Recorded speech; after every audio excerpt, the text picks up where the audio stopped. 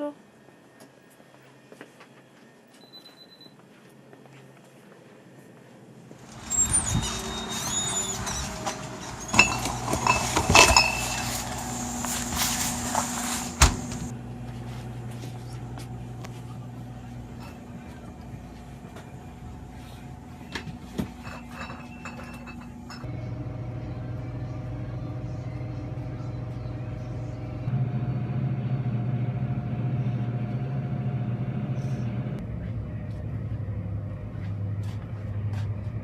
Ce qu'on appelle les dépanneurs émergent comme un type particulier de commerce grâce à une législation qui permet un prolongement des heures d'ouverture qui concerne entre autres les commerces d'alimentation. Cette législation est mise en place en réponse à une pression des consommateurs qui désirent voir les heures de certains magasins prolongées. Cette loi s'applique seulement aux commerces qui répondent à certains critères, dont avoir un nombre limité d'employés, 3 et moins. Celle-ci vise à protéger les petits commerces de variété. De par leur présence accrue dans notre quotidien, les dépanneurs sont empreints de nostalgie malgré leur apparence parfois peu soignée, voire bordélique. À travers cette impression d'improvisation dans la conception de son espace, le dépanneur indépendant semble malgré lui reproduire un aménagement répété. Le dépanneur québécois adhère-t-il alors à une norme malgré lui?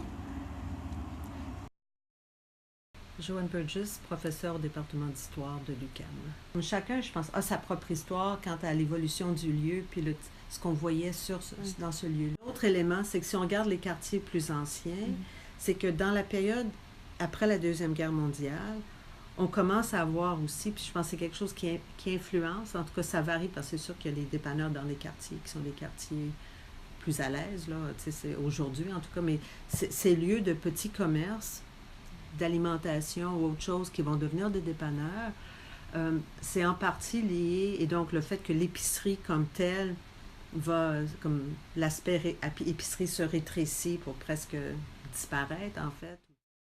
Ceci est particulièrement vrai dans les quartiers plus démunis, là où les achats au jour le jour sont plus fréquents par manque de planification financière ou d'automobiles pour se déplacer et où l'hostilité pour les grandes entreprises déconnectées de leur milieu et impersonnel est plus grande. Et malgré la multiplication des couche-tard et autres chaînes qui proposent davantage de produits et de procédés élaborés de vente, le dépanneur indépendant perdure.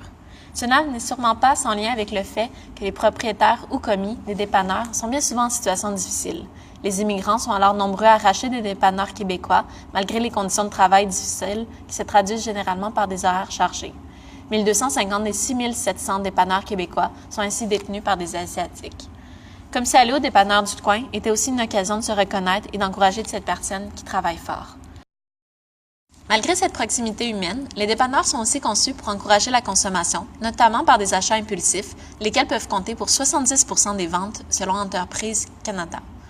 Les vitrines, recouvertes de publicité, l'adaptation des horaires à la réalité moderne afin de faciliter les achats à n'importe quelle heure, les présentatoires de 649 mis en évidence sont autant d'éléments qui rappellent les impératifs économiques de ce lieu.